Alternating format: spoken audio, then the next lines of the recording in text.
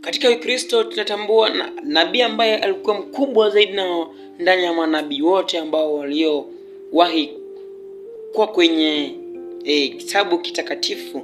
Nabii mkubwa zaidi na ambaye alikuwa mtume na alikuwa mtoto wa Mungu anatambulikana kama Yesu. Huyu ndio nabii mkubwa kwa manabii wote ambao wamekuja kuhubiri ama kuleta neno la Mwenyezi Mungu katika dunia.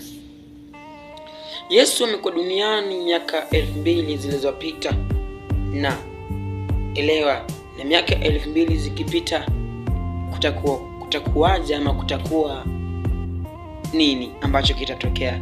Piga mahesabu zako. Yesu kama alipokuwa duniani miaka 2000 zilizopita, sasa anza kuhesabu, piga calculation yako na ujue Yesu atarudi lini. Huyo ndio nabii mkubwa ambaye ametambulikana kama kuponya watu, kusaidia vipofu.